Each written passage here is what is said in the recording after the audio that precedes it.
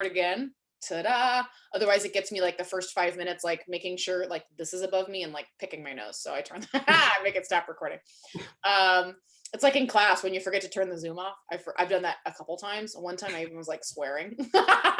So I know I probably, I already started recording, so it's too late. But yeah, I was like, oh, what the heck? But I didn't say heck. And then like said like, damn and whatever. And I was like, oh my God. Like I could see the little red end button out of the corner of my eye. And I was like, oh, the Zoom is not off. Luckily they had muted me like 30 minutes ago. They were already playing video games, so they weren't listening. Like they shouldn't have still been on the call. That's how disconnected they were. So I think I was fine. Nobody's on that one. I was like, whoop, goodbye, end call. Ugh, wait for the nasty email, but it never came. So my name is Meredith White. I teach Spanish just outside of Atlanta, Georgia. I teach 1 and 2. I'm in Gwinnett County, and I'm super excited. We're a little bit earlier, so we have this lovely like natural light, not like a weird like pink glow of my computer screen. We also have some people in my driveway right now, literally scraping shovels full of dirt. So if I mute suddenly and go like, it means they've like come up to the door and now we're making weird eye contact and they have something to ask because we're getting some like backyard lawn work done because we have no backyard. It's just like wild grass. So we're adding some places to sit and do things that actually enjoy. So if I suddenly disappear, that's what's happening because they leave about now and usually we're later. So this series started off originally featuring some Georgia teachers and then kind of expanded, and it's been fun because we're back now halfway through with Tavane, who's a Georgia teacher. And so we're hoping to, or I guess one of the objectives is to, foster camaraderie, foster community, feel like you're not alone and you're not losing your mind in this whole experience or just like teaching in general, but also getting exposed to presenters that maybe like you wouldn't see unless you go to those states. Cause I know, if you present at your state conference or you attend your state conference, you see people where you go, oh, hey, like there's Sandy, there's Janine, there's whatever. And it's like, what's up? Hey, everybody. And sometimes if you aren't able, which who is, to go to other states and do other things, on a regular basis, then that can be, I don't know, I feel like sometimes we miss out on other states' presenters. And so I'm super excited to share some of ours. And like I said, we're halfway through the series. So check out, I'll pop in the chat the link to the rest if you're interested to keep rocking and rolling with us. If you haven't seen it yet, if this is your first time. And as Tavane gets started, she's going to kind of introduce herself and rock and roll and share a bunch of stuff. In the chat, if you could tell us where you are, that would be incredible. Like where you find yourself or like what you're teaching this year. But again, if you're like multitasking, we can, stick it in there later, whatever. I know I'm like, it's like a faculty meeting when they go, okay, and respond to the chat. I'm like, I'm grading, like, I'm doing other things with my hands. Knock it off. So if totally, no pressure, but what we'd love to know where you are, because it's also been fun connecting people from different areas and different places. So yay, shall we? Tavane, go for it. Tell us all about you. Okay. Hi, my name is Tavane Moore, and I'm a Spanish teacher at Sandtown Middle School, which is in South Fulton. It's a new city of South Fulton, and it's in Atlanta. It's Atlanta. It was Atlanta, and now it's city of South Fulton. And I teach 6th and 8th grade. So 6th grade is Hispanic Cultural Connections, and it's a semester-long class. And then 7th grade is a year-long class, and it's the equivalent of Spanish 1 that they do the first semester in high school. And once they pass the 7th grade year, then they go into 8th grade, and 8th grade is the equivalent of what they do, what they learn in the second semester of Spanish 1 in high school. And by the end of the second year, if they have an 85, I think 80 or 85 or higher, then they'll be placed in the Spanish 2 honors as a freshman. If they have lower than 80, then they will go into Spanish 2. And I'm passionate about learning. I love being a Spanish teacher. I love being a part of the world languages world, the community that we have. And just last week, or on the 19th, I received for SCOLT, I received a leadership award, which is a blessing. And I've been, you beat me to the punch. I was like, and you know what? I literally just got it today. It came to us Shut up, show it. Ooh, yes, it's glass. That's Beautiful. fancy. What kind of budget we got? Okay, Skull. Thank you. Like, Yeah, incredible. it's That's so good. beautiful. I love I gifts have to like I that. have to say too, Tavana was one of the people who, when my first flag, I can remember my first, not maybe not my first, but I can remember like first couple. So somewhere in those first couple of years, one of those people who, I don't know, I've never told you this, Tavana. One of those people who I would see, like, if you go to your first state conference or somewhere, and you see the people who are hugging people, and that feels like super, like, I don't know, like I was really envious of that. Like, when you go and you're just kind of like at registration going like, hi, yeah, last name is White. No, not a presenter, just attending. You're trying to get like your little name badge and you're like, what the hell do we do here? Like, I don't know what this is all about. This is weird. And then you see those people like, hey, oh my God. Like, Tamana was always one of those people. And so I, like, over the years, I've always been like, oh, she's famous. She's big, because you were always so like, it was clearly like people knew you and you knew people, and like always presenting, always giving, always sharing. And just one of those like faces where I'm like, oh, like she knows a lot of things and like shares a lot. And I always just thought that was super admirable. And so yeah, of course you got the freaking award. Like, amazing. That's, again, like, that's leadership, I think, is giving so much of yourself as you do. So amazing. Oh, I thank you kindly. I did not know any of that. Girl. What's interesting about you, Meredith, is I remember early on, you stuck in my mind because I remember going to a workshop you did about using Google Voice. And while you're doing it, I was sitting there thinking, and I went to 2 of your workshops that year, I think it was. And I was sitting there thinking, oh, that's cool. I got to try something like that. And I followed you ever since then. Yay! Different workshops. I said, okay, she's a good name. I know I can go to this one and get some good I probably information. looked out in the audience and was like, oh God, that's that lady. That's that lady that does everything. Don't throw up. Oh, no. Oh, wow. Thank you for sharing that with me. Please, I absolutely, appreciate 100%. it. Wow. And of course, Meredith is Teacher of the Year for FLAG, Foreign Language Woo! Association of Georgia, which is fantastic. They were short on Very campus. well deserved. Very much well deserved. Thank you. And absolutely. I do hope that any of the information I have here tonight, you're going to see actual products that my students, what they produced, what we've done in class. You're going to see some of what we've done prior to this pandemic when we were just in person. And then you're going to see some adaptation. You're going to see some new assignments that have been hybrid, because our school district, Fulton County, has 96,000 students, and we're hybrid. We've been hybrid since, I think it's September. And so, of course, we're going to stay hybrid for the rest of the semester. And so it's been a serious challenge. It has been. And I just hope that you find something, or you learn something, maybe it sparks something in you. And please do feel free. My email's right there. That's my personal email. You can email me at school too. It's moret1@fultonschools.org. But my Gmail, I know things usually don't go to spam there, or clutter. And if you'd like to bounce ideas off of each other, if you would like to plan together, we can do that, because truly we're all in this together. We're all in this together. And I know we all have a lot of war stories. And even my 6th grade teacher from when I was in elementary school, I'm in contact with her. And she said, I can't even imagine what y'all are doing. I can't imagine it. So I get to vent to her. So please feel free to reach out, and feel free, if you learned something from here today, feel free to reach back to me and say, hey, Tavana, this worked. So I can see how it would work in my class, tweak it. Because like I said, that's the most important thing. So we have to take care of ourselves. We have to take care of each other, and we're all in this together. So please feel free.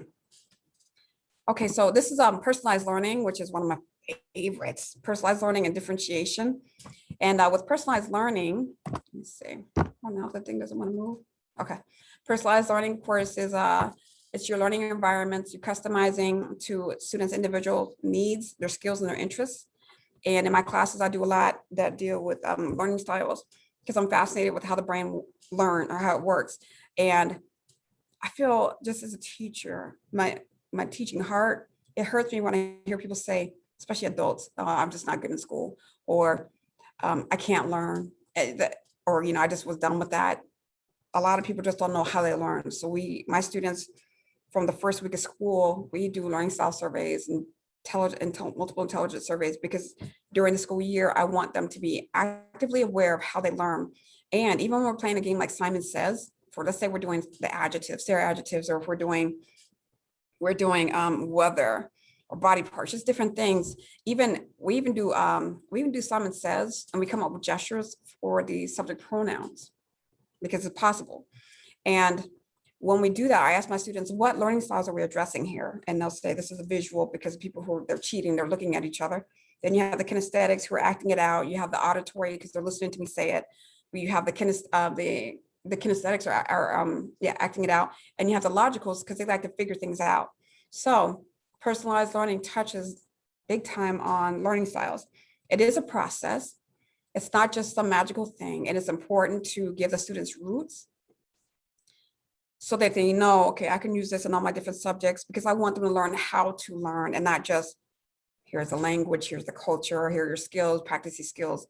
It's about how do you learn? And I involve them in this. And it is very much student-centered, and students are pre-assessed to start them off where they are. Now, this year has been a little bit different because we didn't know where they are. And we needed to focus on as much important information as possible. So that's slightly different this year. And also students use interactive technology to demonstrate and apply their knowledge and skills.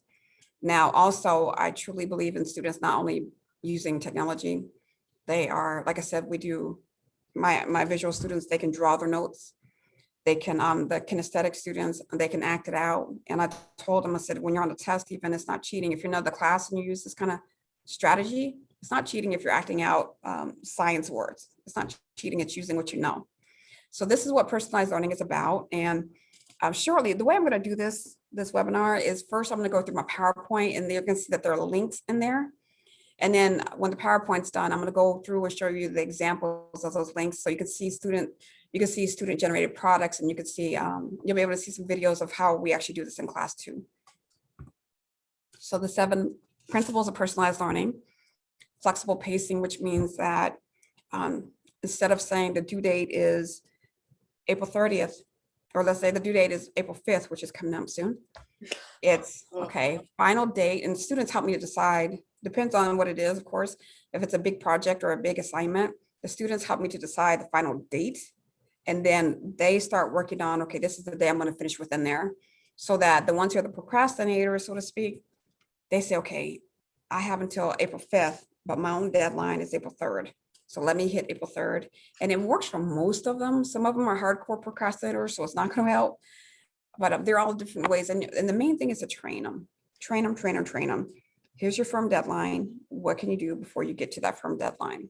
So that's flexible pacing. Mastery-based assessment is where the students can demonstrate that they've mastered information or knowledge and a skill. However, it's important to remember scaffolding. So for example, you're going to see where a student is coming up with gestures for the SARE adjectives, which is, physical descriptions, long-term type things, personality. And that is a way for a student to demonstrate. That's actually number 6, demonstrate learning. So it's the beginning, it's the lowest level of Bloom's taxonomy. So it's just learning the vocabulary, so that later, as we scaffold, the child can use the information, but first they need to know it. So mastery-based assessment is students being able to say, Senora Moore, I can do this. Can I show you that I can do this? That I've mastered being able to describe myself, or I'm not using SARE adjectives, and talking about my family, or doing introductions, and then we just scaffold. All right, choice and voice, you're going to see a lot of that in here.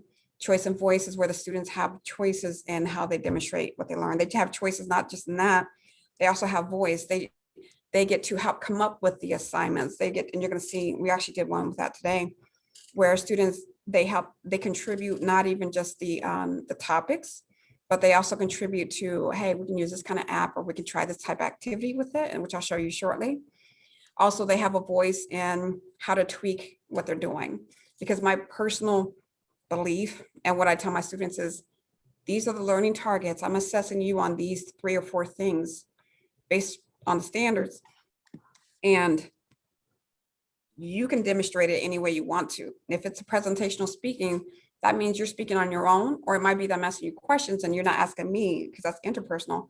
But if you have to do a speaking, you can record yourself speaking on video and send it to me, or post it. You can do a Voki avatar and post it. You can sit up next to me, or you can sit 6 feet away and say, Senora Moore, I'm going to say this. Okay. And I'm still going to record it because I want to document it. I use Seesaw. So I want to document what they're learning. And what's cool with Seesaw is my students who are seniors, and one last December, or the December before that, she emailed me, because I send an email out once a semester just to keep the accounts open because they're free. She wrote me back. She said, Senora Moore, I'm in here looking at the notes that you gave us back in 8th grade because they're easier to understand in here than what I'm doing. She said, but I'm 11th grade now, and I forgot what honors 3 she was in or something. But I thought that was fantastic that she's coming back and she can actually go back and watch her videos from when she was in 6th grade, which is wonderful. I love it. I love it. Love it. Love it. Love it. Love it. So I do record them, and it's only them, the parents, and me who can see it. And if I get permission out here, but so there are a lot of different ways that students can do a presentational. They can also do interpersonal, but the thing is they have a voice and a choice on how they want to produce it. I don't need to be in control of that. I just need to be able to assess them all, same learning targets. I know what my students can do because I know them. Same learning targets. You do it the way you want to. I'm going to release that to you. And that helps with buy-in from parents, or from parent emails that says, what's going on? Why they get a low grade? So this was a choice. This is how they decided that they wanted to do it. And this is what they created. Now they can go back and redo it. They can redo it another way if they want to. It's perfectly fine. As long as they can demonstrate to me that they can meet these learning targets, that when we get to that time in the process, they can go through and they can start checking off the can-do statements, and that they have demonstrated them to me already, then we're good to go. So that's choice and voice. And then just in time direct instruction, that's when you notice, and you're gonna see a couple of videos with this. That's when you say, okay, so-and-so is not saying this right, or so-and-so, okay, I can hear this is an issue right here. Or if you're grading some writing, okay, let me talk to you right now. Let me do this right now. And in class, I've told students this is a safe place. So if you make an error and you hear other students giggling, and if I'm looking at you, I said, stop and think. I said, because this is a safe place. And that's the culture I develop in my classes, that I need to hear your honest mistakes. I tell them, don't go to a translation site, because eventually in this class, especially 7th and 8th grade, because of the high school classes, I said, you will have to get through me. You will have to be able to demonstrate that you can read, that you can write, that you can speak, and that you can listen without using any kind of notes. You will need to. So you must practice. It's imperative that you do. And they are held accountable. So this is not a class that they just cannot fluff it up. They can't try to bluff me. They just can't do it. And so just in time direct instruction, and when I hear a student say something, okay, I appreciate you just said that, because it lets me know what I need to focus in on with you. And I'll tell them, make your honest mistakes in here, because that's the only way I can help you. If you're going to a translation site and I'm gonna catch it immediately, I'm gonna think, okay, they don't know any of the vocabulary. They don't know how to formulate the sentence. And I do believe in making sure students know grammar. This is proficiency-based classroom, but my students, and I'm a logical type learner, so I'm addressing them too. They need to know how they learn. They need to understand the process of learning. They need to understand the input. They also need to understand, okay, this is where this is supposed to go. I truly believe that if we don't teach students at least some of the grammar, at least the basics, the ones who are logical like me, they would miss out in some part. They just would. Learning a language, or any language, there's plenty of room for a lot of different styles of teaching, plenty of room. And I believe that should be honored. And so back to just-in-time direct instruction, students are allowed to make mistakes in here, which, they will anyway. And you'll see a couple of videos where one in which I stop a student right there taking an assessment, and then another one where students are working at the board at the word wall, the interactive word wall, and they are checking each other. And that's what I want them to be able to do. I don't have to do everything. I'm facilitating. And then with the co-plan learning, that ties into choice and voice. Students brainstorm with me, and you're going to see video. You're going to see picture and a Padlet we're working on today, actually. We've been working on it for a while. But students co-plan. I use Seesaw to put commentary. Sometimes, you have those challenging students who like to say, well, she never told us that in the instructions. Well, those are the kids that you may want to call up to your desk, or in Zoom and Fulton County, we use Microsoft Teams. Open up another channel and record it with them, saying, okay, tell me what you understand about this assignment. Mm. What do you want to include in this assignment? Because I'll do that with students. These are the topics. What else can we add to this that you know how to say? Mhm. And what can you do with it? How can you tweak it? You cannot change the topics, and you can add to the topics, but you cannot change the learning targets. I'm assessing you for these. So you can add to it as long as you know how to say it. You can tweak it, but you are still held accountable, and record that. And then you can put it, you can send an email to the parents and say, I'm doing this because I'm sharing this with you because I want to make sure that you're aware of this next assignment. Because, sometimes we have difficult parents too. Or if you have a student who has an IEP or 504, you can send that home and say, for clarification or just to support you helping them at home. So you have all that documented. And now I put that in Seesaw, and parents will get immediate notification, and parents can go in and they can write comments. I think I've been using Seesaw now for going on 5 years, I think. Oh, wow. And it's been wonderful. Even though it was made for elementary, it's I've just used it with my middle school. And I know high school teachers use it too, because it's simple. It's very simple. All right. And then number 6 right here, choice for demonstrating learning. You're going to see a lot of examples or samples of that. Students, again, these are the learning targets. How do you want to show me that you can do this? How do you want to demonstrate this? That's all I need. And again, it's scaffolded because it's scaffolded because is that a word? I'm scaffolding. Yeah. I guess it is. So it might be that I just need to see, vocabulary. It might be that here's a reading, and student A over here is one of my lower level, does not necessarily pay attention in class a lot, is not doing a lot of the work. So when I give this student an assignment, okay, show me, how do you want to show me that you understand the subjects of what's going, the subject and subject pronouns? I just want you to show me that. How do you want to do it? And whereas another student, it might be, if it's a reading assignment, another student, okay, this is 2 parts. So I'm scaffolding and I'm doing this based on what the child can do. And they're helping me by contributing, which is part of that co-planning and choice for demonstrating learning. So it might be, okay, I understand that you understand your subject, you understand your verbs, you understand the agreement that has to happen. And this is a paragraph of Lucia, who's introducing herself. So tell me, how would you add to the story? What would you do? And it doesn't necessarily mean that you have to write what you're going to add to the story, but I just need to know that you understand what the story is about, or what Lucia is saying. And then how could you add to it? How could you convey to me that you can add to it, that you understand it, and that you can enrich it? And then it might be for my advanced student, change the story up for me. Make it more exciting, make it more interesting, make it more intriguing, change your personality. How do you want to show me that?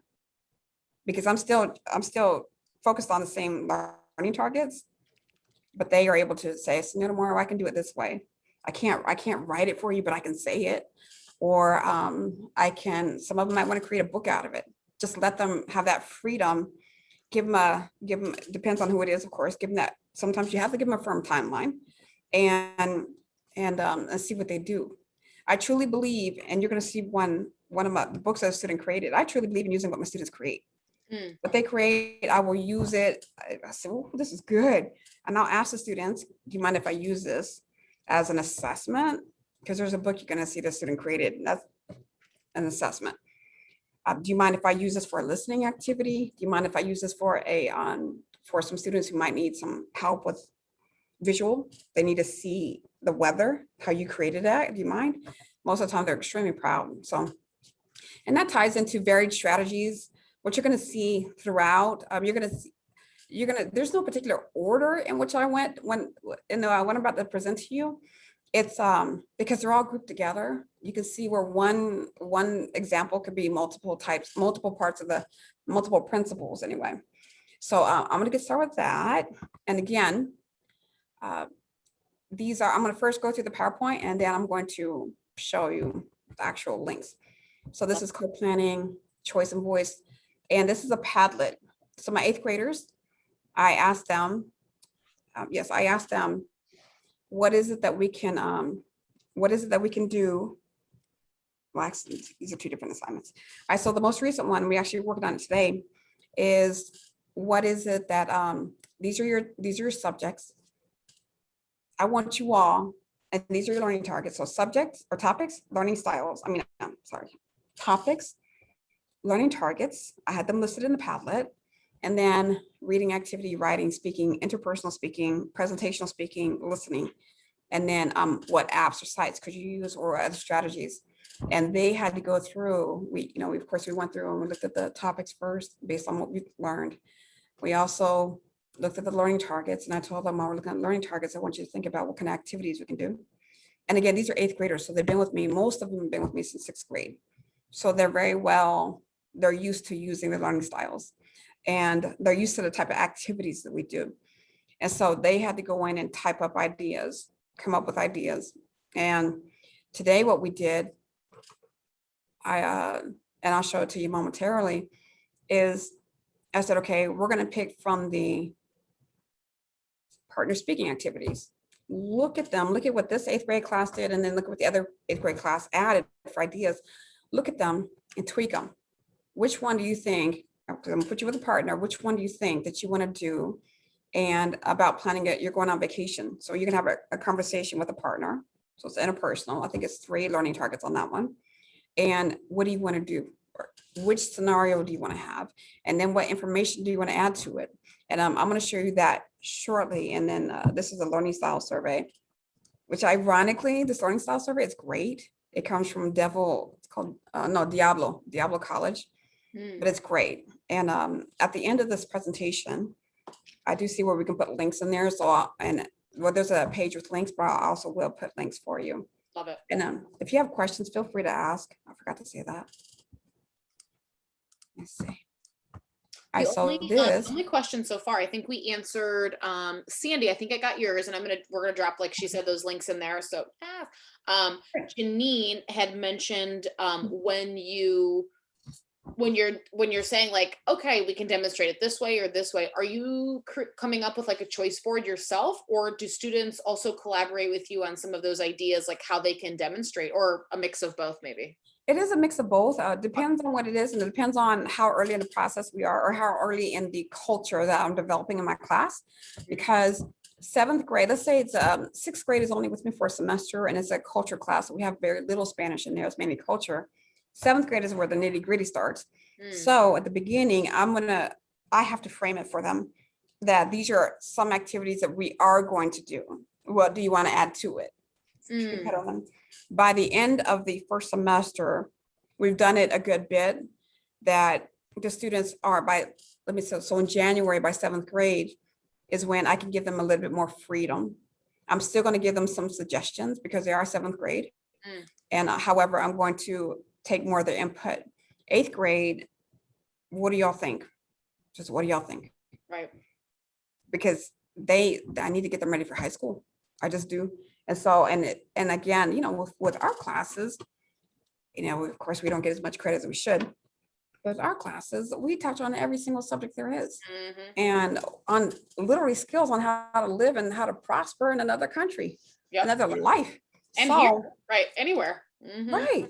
And so it's important to me that they have ownership in their learning, because again, my goal is that they know how to learn anywhere, and that they use these skills and these strategies anywhere.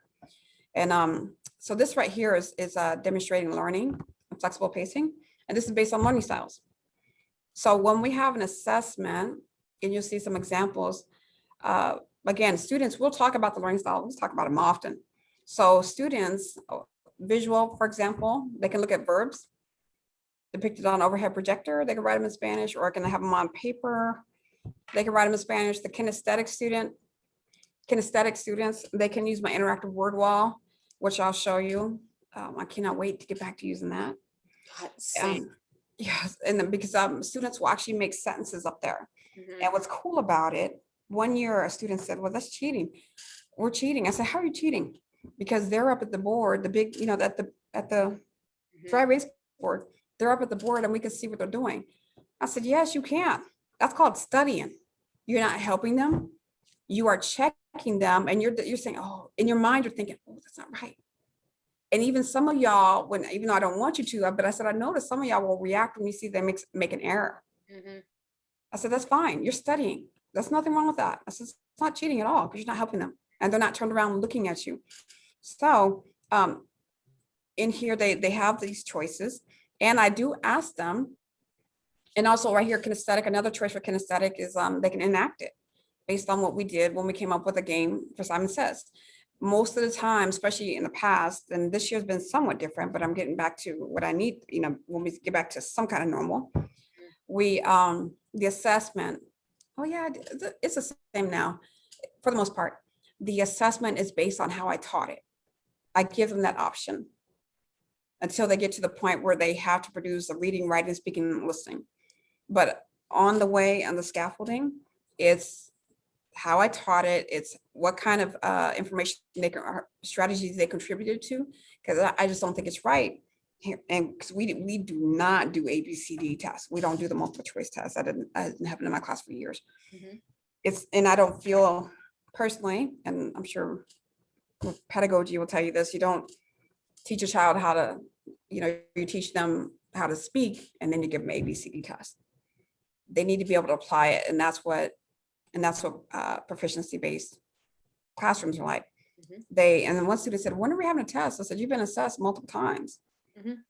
He said, wait, we haven't done. I said, no. And that was a 7th grader because my 8th graders know not to even ask that. Yeah. They already know the deal. Yeah, they already know the deal. And the 6th grader today said, when are we gonna have a test? I said, the tests aren't the same in here, even though it's not performance-based class. I said, when you walk and tell me about the culture, when I tell you to do a scavenger hunt to create a scavenger hunt based 10 facts, cultural facts about your Spanish speaking country I assigned you for the semester, and that you can talk to me about that without using notes, there's your assessment. Because I know you know the information. So, and students need to realize that there are a lot of different ways to be assessed as compared to just ABCD. And so right here, I do take student suggestions. I'll put this on the board when we're getting ready to have an assessment. I'll tell them 2 days ahead of time, all right, y'all, we're gonna have assessment soon. And they've gotten used to saying, well, are you gonna put the choices on the board? Or I'll put them in Seesaw. And I will. And so when they come in, they see it and they start looking, some kids will go up to the board and start looking at it and say, okay, I'm gonna do that. And if they don't do well, they can come back in. It's gonna be after school doing tutorial time and they can redo it another way. And I record it. And you're gonna see a video, it's a picture, you're gonna see where I'm doing 3 tests at one time. I think it's a date test, 3 assessment at one time. Okay, and then, yeah, and then down here, flexible pacing, it's I gave them a timeline. So they can determine when they're ready. Now, and I tell them, because I will do a poll and say, okay, how many of y'all are gonna do the kinesthetic where you act it out? And I get a count, I just get a count to see, okay, this many kids, 10 kids here. And let's say I have a class of 30, this kid, 10 here, 10 are gonna do verbal, 3 are gonna do visual. Okay, so, okay, then I can adjust and say, okay, y'all have it from 3rd to the 8th. You need to sign up, or you need to make sure the day that you say you're gonna do it, that you actually do it. Otherwise, you're gonna have to come in after school because you're not gonna make it inconvenient for me that you change your mind. Period. Amen. And then this right here, so this is called planning. So what I would do, and you can do this in a Padlet now, which is what I did with another assignment, you'll see. So this is called planning learning and choice of voice. And this was a Voki avatar. So what I did is I went to the board and I wrote down, this is the one where they're going to be traveling to a Spanish speaking country. Now, this is the one where they're going to be acting like they are from the country that I assigned them for the year. And they had to record themselves and make an avatar look like themselves, record themselves speaking in Spanish, and they had to include all this information based on what we learned already. And so I wrote just, other information, season, and then they started going up to the board, writing location, also clothing, and that brought in prior knowledge, which is a higher level, synthesis is the highest level of Bloom's taxonomy. So, which is taking prior knowledge and being able to apply it with new information, new knowledge. And so they had to take into consideration where the country is located. And I don't know if you can see on my wall back here, but I have this big cloth map that stays up all year long, and you'll see different pictures have different versions over the years, plastic versions even. But they they look at it as reference, because I said, remember, where's your country located? Is above or below the equator? How far, because they had to do it based on the capital city, how far are you going to be from the equator? And what time of year is it? Because seasons are opposite, above and below. So they had to take all that, which touches on science, of course, geography. They had to take all that information to be able to produce this properly. And this is them co-planning with me.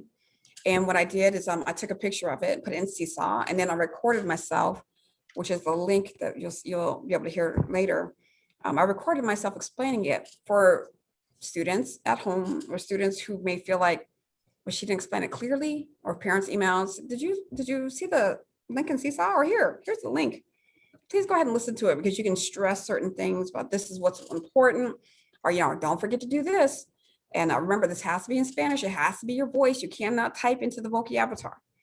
So this helps to allay a lot of issues that might arise from students who aren't paying attention. And again, this can be done in Padlet now also. So this is students planning with me. This is their choice of voice, because they're having input into what we're creating here and the information that they're going to include. And then I love doing this right here. So students, I will tell them, okay, y'all, what kind of sites can you use for this? What can you do? Because this was going to be a digital one. What kind of sites can you use? And I told them, if you know of a site or an app, go ahead and write it on the board. If you want to be paid with class money as the app or a site professional, then write your name next to it. So if somebody has a question, they can go back to Seesaw, see this picture, and they can say, okay, Prezi, I see Jordan's good with Prezi. I see Celeste is good, Kimura. Okay, so I don't know Jordan, but I know Kimura. So I'm gonna ask Kimura if she can just give me some ideas on this, right? How to use it, not do it for them. And then I tell the students, if somebody comes to you and you help them, let me know, because I'm gonna ask you and that person, what did you do? How'd you help? And I'll give you class money. You get paid. So students love this. And there's some apps I didn't even know about, like Lemotives, the second one, and Flipagram, I had no idea, but they're great. Funimate, I had no idea. And when this student wrote Snapchat, I remember another student saying, you can't use Snapchat for an assignment like this. And Celeste said, oh, yes, you can, because now they have this new feature. Okay, I don't even have Snapchat. But if you can make it work and everything's appropriate on there, no problem. No problem. Amen. Amen. And then this is co-planning and student being able to demonstrate mastery level. So this was a 7th grader, second semester, and I was asking the student about themselves, or himself, herself.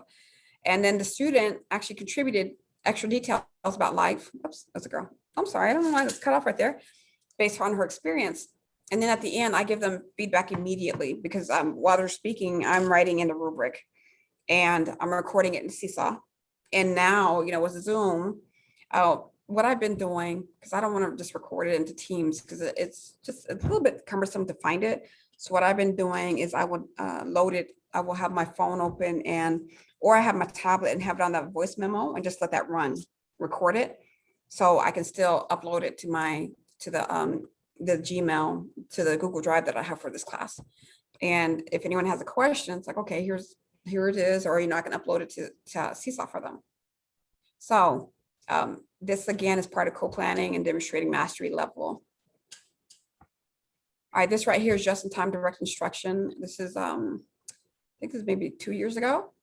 And again, like I said, I'm going to be showing you some prior activities with current ones, just to get your mind, to put a seed in your mind about what you can do next year, since most schools are going to be going back in person. And I know some schools and some districts have been acting like there's no pandemic whatsoever. They've been doing grouping and everything. So based on pictures I've seen. So just this right here is, these are different stations I have set up. I do stations a lot, and hopefully you'll be able to hear this. Let's see. And they're at the word wall up here. The slides is phone.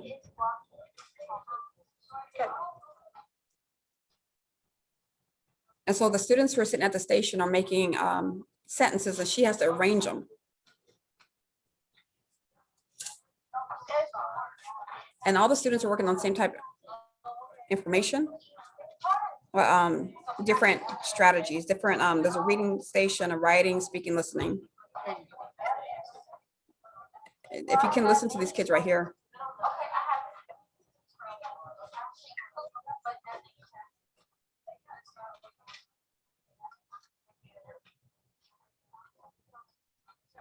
So she's having to arrange it. Everything is color coded for the visual people, and this is great for kinesthetics and logicals also.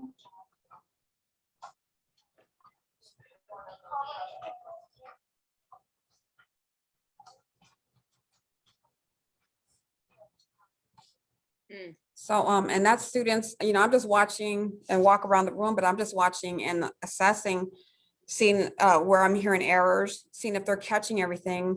And like I said, the subject pronouns are the blue, the verbs without the AR, the ER and IR endings are the white, the endings are red. The little words like paddle or S, those are green. And that's another way to get students, especially the kinesthetics who want to get up, move around. That's a great way to get them to work. And the students actually were able to correct. She did her sentences, the students were able to say, okay, this, and this, and this, and this. And so I'm facilitating, but the students are doing that just in time, correct, direct instruction, which is fantastic. And then this is a student taking assessment on the dates. And again, I use my board, I use my walls, everything. So let's look at this. All right, do you remember the word associations we talked about with remember the days? Dominoes and bingo. You can break it down like this is the beginning of the word dominoes, but at the end of the word bingo. So you're playing dominoes and bingo on Sunday. And the word for Saturday, there are three of them. It starts with FA, like Saturday does. It has the word bad in it. You think of people having bad at the club Saturday night. And Sabbath means a Sabbath. Some religions believe the Sabbath is on Saturday. So this is Saturday. See. We're awesome. And this is Sunday. See. Instructions on the wall. I always thought the legal is always up because I always thought this is Sunday. And again, the way to remember, most kids remember because you like that at the club Saturday night. Right now. And dominoes and bingo on Sunday. And so after that, you know, he just had that moment, like, oh, it clicked. Whereas when he was in class, he wasn't quite paying attention. But when he made that error and I brought it to his attention right then, it clicked. And we didn't have that kind of issue anymore. And then I don't know if you heard me, but I said, okay, and now I was getting ready to talk to him about the pattern. Because, you know, first I needed to make sure he had the day right. And so right here, this is, and like I said, I'm not going in any kind of order in particular. Excuse me, this is a, one on choice for demonstrated learning. So on this slide and on the next slide, the students had an assignment in which they had to find an intriguing holiday in their Spanish-speaking country that I assigned them for the year. And I had my learning targets. One of them, the only thing they had to do in Spanish on this one, because it's more culture, is tell me the date. That was all I was looking for. This was 7th grade in the beginning. And so I told them, I want to know, tell me the date that this has happened or that it happens. Tell me the who, what, when, where, why, tell me, not necessarily the how. And that was in English. So this young lady, she chose to which I thought was brilliant. She recreated a war from her country. And she was able to stand up and explain what the war was about. And I told her, so that was interesting, you use Legos. She said, oh, I use Legos for all my projects. I just take it apart when I'm done and I can build another one, which I thought was brilliant.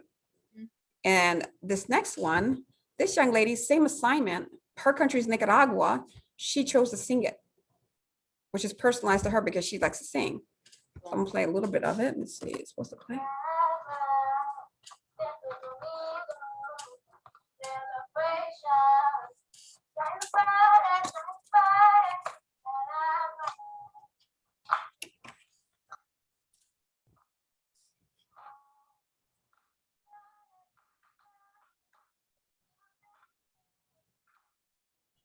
It was a student holding the camera. It was not me.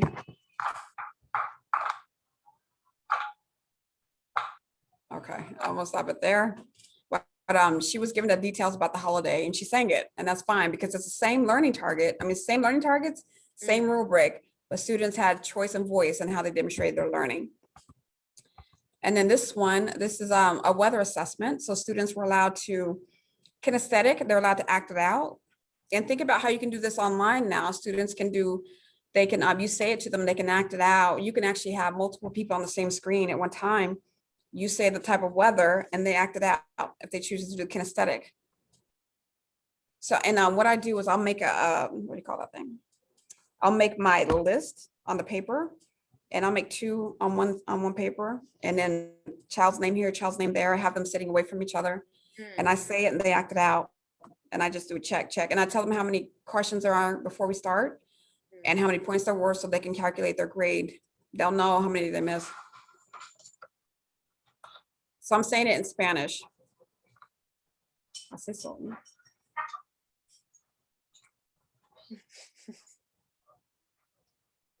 And we had developed this in class.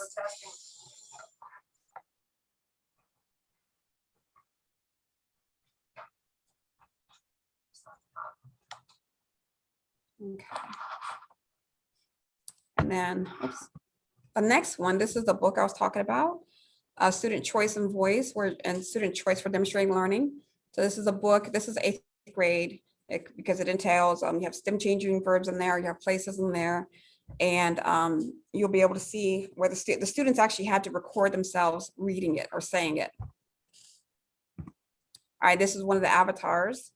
This is the avatar from that assignment where we did the brainstorming on the board, where students created the avatar look like them, and they had to act. This one was posted in Emoto when I was using it, but students had to act like they're from that country and describe as if they're going to send it to their pen pal and say, this is what you need to have when you're here, because this is what it's like here. And you're going to listen to that shortly. All right, this is another choice for demonstrating learning. This is students who are visual. I put numbers on the wall for the map, and they had a piece of paper. And let's say Venezuela right here is number 3. So on line number 3, they write Venezuela. It might be that Mexico up here is number 20. So they go to number 20, they write Mexico. That's it. And that's their choice, because that's the way that they can, this is again in the scaffolding, that they can at least identify these countries and where they are. As compared to this student who's kinesthetic, she wanted to go up. I don't know why she pointed to Brazil, but she wanted to go up. And what I did is I had my list, and I said, if I say like Puerto Rico, she had to point to Puerto Rico. If I say Panama, she had to point to Panama. If I say Equatorial Guinea, she has to point to Equatorial Guinea. And it's quick. And again, students will watch, unless they're doing something else at the same time, they'll watch and they'll get it. Usually I have students doing multiple things at the same time, because I don't like a lot of chaos in my room. And this is a dates assessment. So in this one, I said the date. Okay, this had 2 parts to it.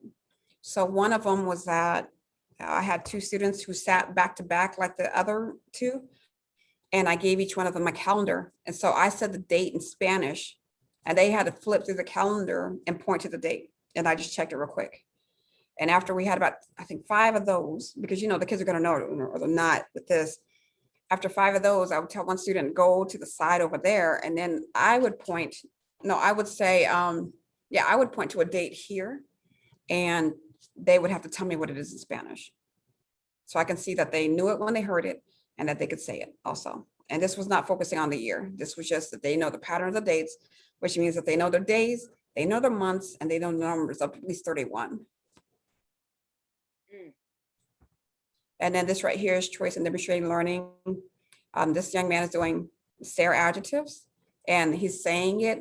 And this is in preparation to do the Simon Says. And then also later on, if he wants to be assessed just on vocabulary, this is the way that he can do it. Now this right here is choice and demonstrating learning. So students who are not comfortable with making a vocab, this was just in December this year. Students who are not comfortable making a vocab, because some of them, they just get sidetracked with how cool it is to make it. And then some of them say, no, no, just can I do it another way? And so an alternative is Flipgrid, in which they still record themselves speaking. However, I told them, if you're going to choose to do the Flipgrid instead of the vocab, you still have to change your voice. You have to act like you're the character. And this young person, or this young man right here, he changed himself. I'm not playing his, but he did change. I did want you to see that. He changed himself to look like a grown man. He has a deep voice. But I have these two assignments. They have the same rubric. The Voki and the Flipgrid, they are the same assignment. It's just a matter of where they wanted it, how much work they wanted to put into creating the avatar. Or some of them love it, especially based on personality, based on what they're into, as compared to some saying, no, I don't want to do all that. And then this is the same assignment. So this is a Flipgrid, and this is a Voki of the same assignment. It's this assignment right here. And now I don't know if you can see that down there, but this picture right here is this one, which you'll be listening to shortly. Okay, and then this right here, this is the dates assessment. Like the child who was sitting next to me at the desk with the calendar, this is also a dates assessment. So this is 3 of them going on at one time. The young lady sitting at my desk, this was verbal. So I say the date in Spanish, she tells me what it is in English. I say English, she tells me in Spanish. Also, I had, this is the language lab. So I had the headphones coming down. So there's a recording of me saying the same dates in Spanish that I'm saying to the young lady. And then, but it was looping, so they could listen to it as many times as they wanted to. So I'm saying in Spanish, they're writing English. I'm saying English, they're writing Spanish.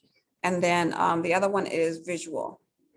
Another type of visual, the students are looking at they're seeing the dates just written out and they're writing. Let's see. And again, this is part of choice. And nowadays, what you can do with, since, this could have been done before too, but especially now with, if you don't have a language lab, you can still have you can do a recording and you can upload it to your platform, whichever learning management system you're using. And you can assign it to certain students, or you can tell the auditory ones you have within this time frame to listen to this and to do your assignment or do the assessment if you're going to do it like that. And while other students are doing other ones in class or at home. There are a lot of, what I found with the hybrid is that there are a lot of little nooks and crannies that you can get into, a lot of different things to try, which is exciting. It's just a matter of having the time to be able to do it and thinking about, oh, I didn't even think about that. Oh, okay. Oh, I have a strong feeling that once we get back to some kind of a different type of normal, and we're not using this the technology quite as much, that some things are gonna pop in my mind. A lot of us are gonna come up with ideas like, oh, you know what? Let me try this, and go back to the technology. I'm gonna keep using it anyway, just certainly not as heavily as we're required to right now. Okay, and this right here is varied strategies, and there have been varied strategies throughout this, but we're almost done here. This is when we did selfies. So students had to go out. I assigned them each 10 places in the city. They had to go out and take a picture of themselves there. However, they could not have a sign on it. There could not be Emory Hospital. It could not be post office. It had to be the picture, the visual of the place. And they were in it. And I knew that would get their imagination. Oh, I'm gonna be in the picture. Okay, especially the ones who love to take selfies. And the ones who don't like to take selfies, I said, okay, I just need to know that you were there, that it's not your mom taking the picture. So it might be that you have, part of your hair, just something that I know it's you. And this young lady, she did a great job. And I think this is a flipogram she used, so that she posted it in Seesaw, and I saw it, and I wrote her a note saying, this is wonderful, and I'll pay you $500 in class money. And she didn't mind. And her mom even saw it, was proud of her for that. And this is another link. Her mom did give me permission to use it from now on. This right here, varied strategies. This, if you have students who are struggling with the dates, how to do the days and months, you can use they have more sites than before when I made this, but you could use this as a station, or you can use this as a virtual station where you assign this to one student saying, you know what, I want you to watch this short video. Maybe, I don't know how long this is, maybe 8 minutes. I want you to watch this video, and then I want you to tell me 3 of the most important things that you learned in there. And it might be, okay, I didn't realize that you don't capitalize the days and the months, or I didn't realize such and such, or this was interesting to me. And then you can even go further with that student. That student does not have to go down the same track as all the other ones. It might be that you say, okay, now that you understand the days of the months, could you come up with a song for it, or tell me what's your dominant learning style? What can we do with this? And you can take what that child makes and use it for someone else. You can also, okay, now that you understand the days of the months, what else can we do with this video to teach someone how to do the dates. I want you to come up with something. I'll pick my kids' brains in a hot minute. I will, because I love it when they come up with cool things. And I'm thinking, oh, I didn't thought about that. I see my classroom as a laboratory. I do. Okay, and then this is another one on future tense. And I have one for present tense for my 8th graders. Future tense is, we touch on it at the very end of the year. We're not going to this year because we're picking and choosing. But just think about how you can go through a whole grammar lesson and just post it in there, post it in your learning management system, and how students can look at it when they need it, especially if you have kids who are sick, in the future when they're sick or if they're suspended. This is there for them. And if someone says, well, they didn't know how to do this, well, there is a video in there, and I do expect that they watch the video and they take notes, and then when they come back to class, I can help them. But I do expect them to have that background because it is there for them. Okay, let me see. So these are links to different sites that are on here. And now I'm going to close this out and go into the different links. All right, so this is the 7 principles of personalized learning. This is from Fulton County, my school district. And if you go in here, this is a thing link, but if you go in here, you can click on different sites, different articles. And I just wanted to make you aware of this. It is on the first page of my presentation. And then this right here is, oh, let me, I'm sorry, my screen sharing. Y'all can you see it? I think it's behind your slideshow. I was just gonna say that. Okay, because I just see the little yellow thing. Let me see, stop share. Let me try this again. Okay, hey everybody. This is my first time seeing everybody who's on here. Yes. Okay, so let me go into, here we go. Okay, so this is the assignment we're working on today, actually. This is based on the, let me see, this is based on, I have my Padlet open already. Just trying to make sure I had everything. This is the Padlet that we did. We started on this over a week ago. And last week we were out a few days, so we didn't get into it. We were home a few days. So this is the assignment for 8th grade. Let's plan a vacation. Start by reading the learning targets on the white post right here. Then go look at the information with the topics right here in blue. And then we're going to plan a unit. Let me see, move this out of my way here. So from there, read each colored box and add your ideas. So at the bottom, you'll see where students from 2 different classes added ideas. We first went through all these learning targets. And while we're going to learning targets, I told them, think about what kind of activities we can do that are based on these targets, because you're gonna have to perform, you're gonna have to demonstrate that you can do these things.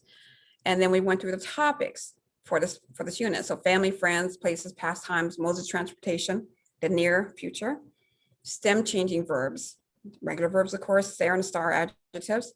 Now, based on these learning targets and this information, we are currently studying what other topics can we incorporate. And so students came down here from both classes, different days, and they started, I told them to read what other people wrote, and sometimes they did, sometimes they didn't. So one wrote weather and clothing, true. Food, dates and days of the week, because we did talk about scheduling in the calendar. We talked about it in 7th grade, and this is 8th grade, so I'm glad they brought that up. Time and colors, seasons, what to do, places to visit while on vacation. And so I describe the people you see and what they're doing. So this is all about planning a vacation. Now, next, they went through and they came up with reading activities. Because on each one of these are the same thing. What kind of reading activities can we do based on the topics? Then what kind of writing activities? So right here, read a vacation magazine and translate what it says in English. Filling in the blanks of things while we read, which is interesting because we don't ever do that. We can read dialogue in Spanish to determine the person's feelings, which is great because that ties into the to the star and adjective. So they're thinking about the adjectives. Now, again, this unit is about planning a vacation, going on vacation. So I also told them writing activities. They had sites that I wanted them to, I wanted them to add to. What kind of sites could we use for this? Just in general. A couple of them on here I've never heard of. We can use Lucid Press to make brochures for location, which I don't even know what that is, but another one, so that's a good one. And then it's Ibis Paint. We can use Flipgrid, we could use iMovie. So this is the same thing as when I had the students go to the board and write out different sites that they could use. And so with these, like, you know, if someone chooses to say, okay, who wants to be a boss on or a pro on this, so they can come to you. And I can add another little post in here for them to write their names with the name of the site or app. Another one, we can use GarageBand to create a beat for a Spanish song that we could create. Could be a group project. And so when I was going through these, and I'd go through them while I'm in class with the students, when we first created, because I want them to see my reaction. I want them to internalize, oh, Senora Moore had a good reaction to that one. She really liked that. Because some of these are just brilliant. And I told them, I said, we are going to use your activities. Some of them we might combine, but we are going to use them. So today, they had an assignment, which this assignment here, partner speaking activity, my vacation. So the topics are family, friends, places, modes of transportation, pastimes, near future, and then other. I always leave it open for them to add more that they know how to say. And I told them, you can look back at the Padlet right here and look at these topics. And this saves them from saying, Senora Moore, what else can we add to this? No. Go back and look at the Padlet that we created. Y'all, this is what you all put in here. I didn't put anything in here except for instructions. And so they can go back here, they can click down here and say, okay, yeah, we do need to add food. I forgot about that. Or we do need to add the dates. And then, so this is, like I said, this is what we're currently working on. So I told them you'll be assigned a partner, or I just say out today, I said, yeah, I want to choose one. That was interesting because most of them wanted to be assigned a partner. So I did that. You'll read through the Padlet to see combined ideas for partner speaking activities from both A grade classes. And I told them, and these instructions here, as you can pick, you actually don't have to use any of these. You can actually go in and look at one of the reading ones, or look at one of the individual speaking ones, or look at, not the cultural one really, but I told them you all can look at the other skills activities and see if you want to tweak one. You and your partner are going to talk about this. Which one of these do you want to use? Or you can go in and create your own, as long as it's partner, as long as, and these are the 3 learning targets here. I can ask questions about others. I can give descriptions about myself, and I can describe what I'm going to do. That's what, you know, if they respond, I know they can respond to questions about themselves. So I don't need that as a learning target. So they have voice and choice in here, the personalizing it. They had 5 minutes, which actually gave them more time to come up with the activity or which one they're going to do. And then they had to go through and fill out this form. And this form has just basic, you know, what you and your partner's names, what are the required topics for the conversation? Because I want them to think like a teacher. Right. I want them to think, because that's where that power comes from. It's like, okay, this is what she wants from me. This is what I need to be able to demonstrate. I want them to think like that, like a teacher does. And what other topics are you incorporating that you know how to say? I have to keep stressing that one. And then what's the scenario background? And in what manner do you demonstrate? Do you want to demonstrate this? Are you going to do it live? One of you is in the class with me while the other one is at home. So am I going to go put my recorder down and listen to you? Well, I'm going to be there anyway, but I'm still going to record it. Or is this going to be pre-recorded? And I told them, if you're doing pre-recording, it better not look like you're reading. This needs to sound like you're having a conversation. That means you need to know this information, because you know I'm going to pick it apart. I'm going to ask you questions. If I think you're reading, which is, you know, for us, it's easy to tell anyway. So if I think you're reading, I'm going to ask you questions. I'm just going to pull you into a chat later after I listen to it. I'm going to ask you individual questions to see if you actually know how to respond to this information. And you're not going to know what I'm going to do. I'm not going to tell you, I'm going to call you into the chat tomorrow in a separate room. I'm just going to do it and see that you know the information. I said, so don't even waste your time just reading. Practice, practice, practice. And we're going to be working on this in class too. So this is a seesaw. And again, we just started working on this today, this part. And this form helps them to be accountable. It helps them to document thinking about it. All right, so right here, this is the, I'm just gonna play a little bit, the recording of that Voki assignment. And I post this in Seesaw for parents and for students use as a resource. And it's good for the auditory parents. What you see on the picture before you is a screenshot of the mind map the students did in class today. They have a project creating a Spanish speaking avatar that looks like them, and they'll be calling the website to record their voices, talking about the information you see on the screen. The focus of this avatar project is that they're talking about the seasons and the weather in their assigned Spanish-speaking country.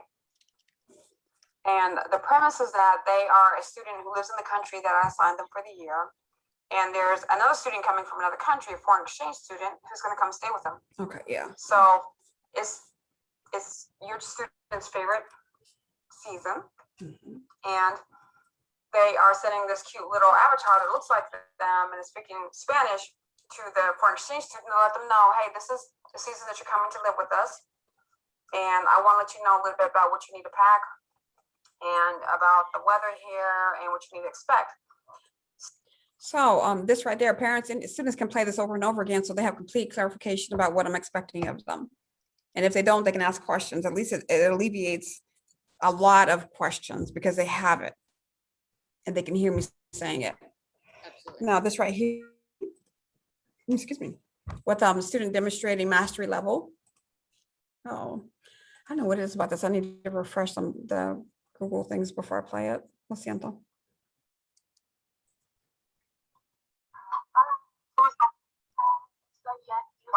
Estoy bien, gracias. ¿Cómo te llamas? Me llamo ¿y de dónde eres? Soy de la Virginia. ¿Cuántos años tienes? Yo tengo 13 años. ¿Y cuándo es tu cumpleaños? Mi cumpleaños es el 22 de marzo de 2006. ¿Cuándo es tu cumpleaños? Oh yeah. ¿Cuándo es tu cumpleaños? And she actually, I didn't realize I asked her the same question a few times and she caught it and she's looking at me crazy. And I realized that what I did, but I will say I also do have the students give me fake and personal information because I don't want them to have real information out there. But this is, I think, 3 minutes long, so I'm not gonna play the entire. Let me move it to the end so you can hear my feedback to her. Because I actually was done talking. Let me see if she finished. She kept going. It's okay. Let me go ahead and let her go.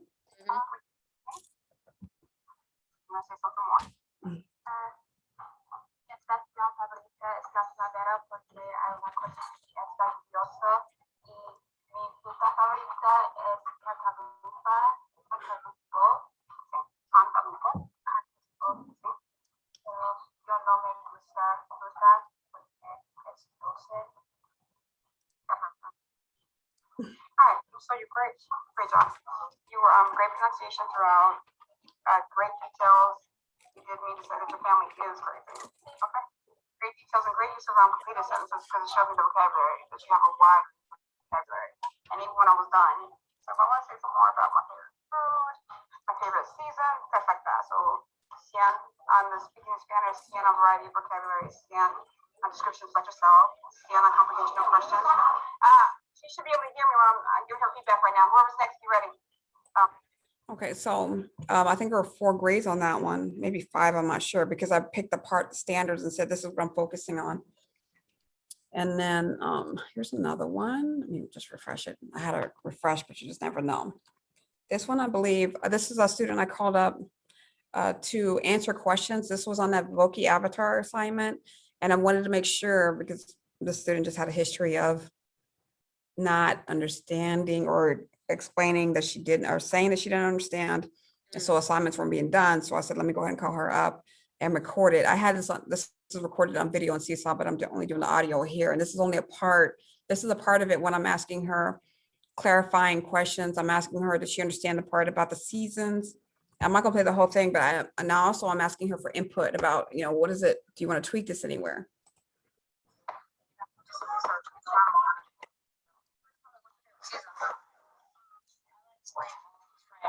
So, create a date for spring. Can you say anything about April, May, or June? Yes. Why? April, May, and June is the springtime up here, right? What do you say about the season down there? Below the equator. So if you put the date that's April, May, or June down there, what season is that actually? Right. So you'll be saying something, but you'll be contradicting yourself when you say that. So make sure you focus on what the date is. Okay? Make sure the background is also set up to look like whatever matches what you're saying. Okay. Do you have any questions? Do you want to tweak this anyway? Anything you want to change or add? Okay. You can't add anything you want to when you're ready. Okay. And what is it you think you joining in by for the until next Friday? It might be Friday or Thursday. Okay, you can turn it in anytime. It doesn't have to be while you're in here, okay? Any questions? Need to remember anything I said, you can explain your proposal. All right, so that was in her Seesaw I didn't have any more issues with her not hearing things I explained, not at all. And parent, her dad, no problem. Because he said, I see, you called her up, I saw the video, no problem. So it also helps with accountability, especially since she had say so, she had the student choice. So she had student choice, voice, she had, that was co-planning, and she could, yeah, I think there's another one, I just can't think of what it is at the moment. And then this right here is the book. And of course, this young lady, I did tell my students who are the visual people, the artists, you can draw your book, and you can illustrate it, excuse me. So why not draw? You can illustrate your book and take pictures of your pictures and load them into here. And I did tell them, if you are going to use someone else's artwork, make sure you cite it. And so she did do that at the end. And so this is her book. And students, like I said, they had to record themselves speaking. NL Harding. Okay, let me see. And there is a thing up here that says read to me that I'm not, if you do it, it's going to jack it up. For example, it's going to start reading this right here. Yo juego con los animals. Just awful. Boy. Awful. So the students have to read it. Yo juego con los animales. Hoy hace sol, así que yo como almuerzo afuera. And then each section. Hola, me llamo Tavane y yo tengo 4 años. Mi nacionalidad es dominicana. Yo vivo en el jardín con mi familia, mi papá y mi hermana. Soy muy activa porque yo me gusta jugar. So tone, you can hear tone in there. And think about how, this is the one that's going to be an assessment. Think about how you can break this down for different students on different levels. It might be that I'm only focusing, if I know I have a student who's struggling with conjugating regular verbs, it's okay. I want you to go through this book and read, or I want you to read this one page. And if it's a student who's struggling with I want you to go to this one page, and I want you to find the subject, find the subject pronouns, or no, not that. Tell me what the conjugated verbs are and what subject pronouns that they're related to, or what noun are they related to, what subject are they related to, which ones are they correlating to, which ones are they conjugated for another student, for stem changing verbs, or for okay, what are the sentences about or tell me the sentences, translate them for me, the ones that are about what's about to happen or what she's going to do. Or I could have students, my advanced students, I can have them go through and you can do a lot of different things. I can tell them to add to the story, or how would you tweak the story? There's a lot that can be done here. And this was created by a student. I gave them the topics. They added topics. I had, I think, 3 or 4 learning targets for this, and let them run with it. I didn't have to be in control of everything. This is a writing assignment, and this was also speaking. You can have 2 for 1, because people will write differently than how they'll speak.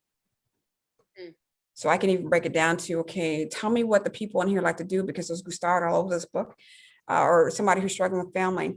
Tell me all the family members in here. And, of course, the visual people, anybody but the visuals, they're going to look at the picture and say, okay, it looks like a mom and dad. And, or I can say, tell me the people, tell me all the family members in Spanish. Tell me what those labels are called in Spanish, and then tell me their names, which means they're actually going to have to go through and say, okay, are there names in here? Okay, Marco. Okay, who's Marco? It says, mi padre se llama, oh, Marco. And notice this right here. She wrote, mi padre se llamo. So my advanced students too, or my ones who are on target, I can say, I want you to go through and see what errors you can find about introducing yourself. So there's a lot, and there are not a lot of errors in this, but there's a lot of that can be done with what students create. And I will use it. I'll get permission and I will use it.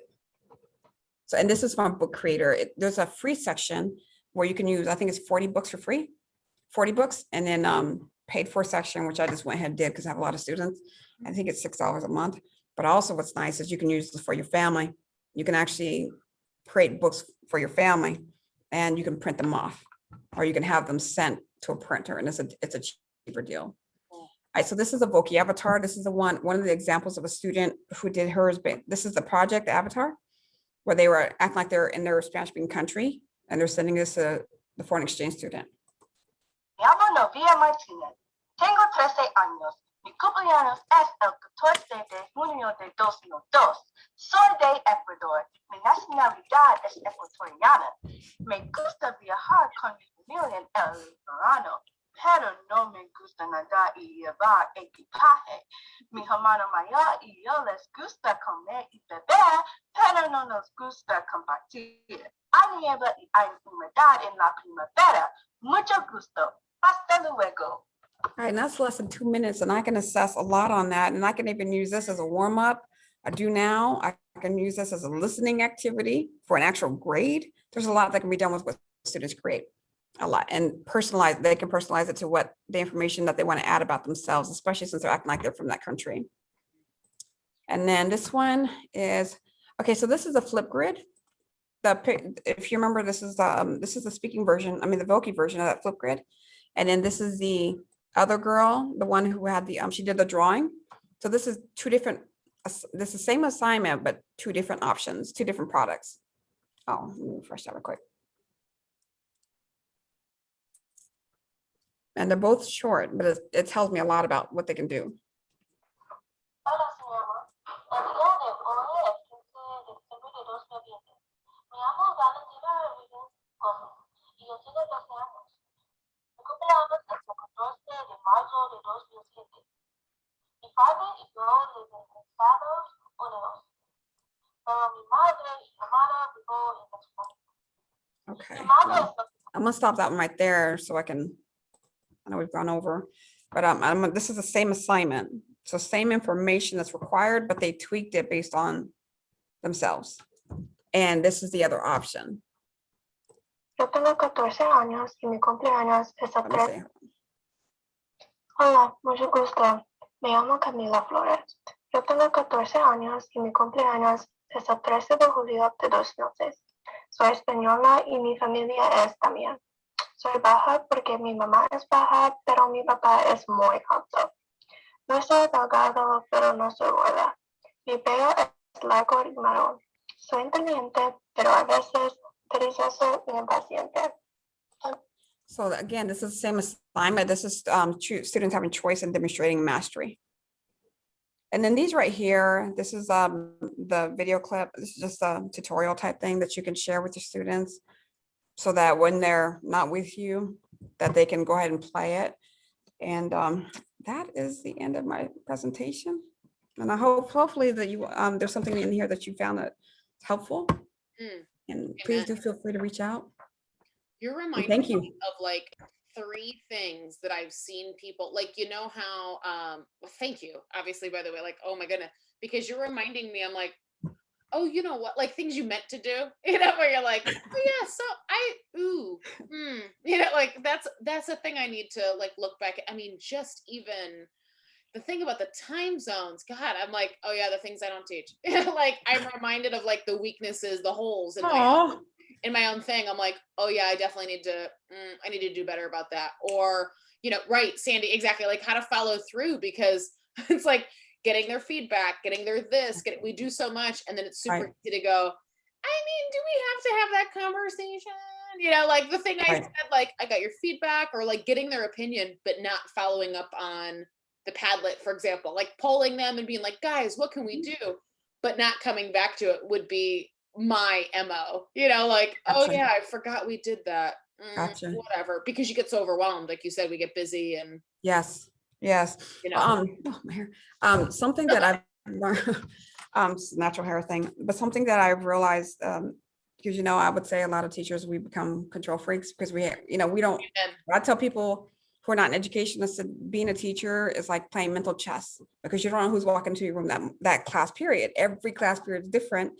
You don't know who's in a bad mood or who's great and happy or who's depressed. And then, so what I've learned is that I give up some of that control. Don't tell them I'm doing it, but if I give up some of that control and I get their input, it takes a lot off of me. It's it truly is about working smarter, not harder, and making them accountable. Because it's just lacking so much in society right now. Not even right now, just the last, you know, what, 10 years or so, a lot less of accountability, and a lot, the students are not as empowered as they should be. And of course, I'm gonna say this, you know, we teachers, we have a lot put on us, a lot of response. Sometimes we have the ails of a society on our shoulders. So it's a matter of doing what we can, how we can, and using, my thing is love, as much as I love to be creative, I don't need to come up with everything. I'm going to pick their brains, because sometimes they come up with some, oh, that's good. Ooh. And I'll tell them in a hot minute, do you realize that you are going to help students for the rest of their lives? For my teaching career, I'm using it. What you just came up with, I'm using it. Yep. And I want them to feel proud of that. And when I hear one say something, so for example, the other day, there was a student in class who said something. She said something in Spanish in 8th grade. And then one of my kids at home, she said, Senora Moore, can I say something? I said, sure. She said, this goes out to so-and-so. I said, okay. And she said, my sister just walked downstairs and heard so-and-so speaking. And she says, so-and-so? And she said she was really proud of her. I said, oh. And I told the one in class, I said, you just affected somebody at home that you didn't even know was listening. That's wonderful. And so when my students, when they can help each other, or when they can, I'm just looking around my room, when they can help each other, I'll tell them, or they come up with something great. I said, do you realize that person would not have gotten that had you not said it that way you did? Because it came from your brain. Do you realize how powerful that is? I said, you ought to feel proud of yourself. That's what it's like to be a teacher. Ooh. Yeah. And so putting it back on them too. Yes, like that's what it's about. The other day about how we say, I'm so proud of you. Like as parents, as aunts, uncles, siblings, teachers, coaches, whatever it is we do, we go, oh, Janine, I'm so proud of you. Right. And that it's actually really important to flip it. I've been thinking about that a lot lately and go, Janine, you must be so proud of yourself.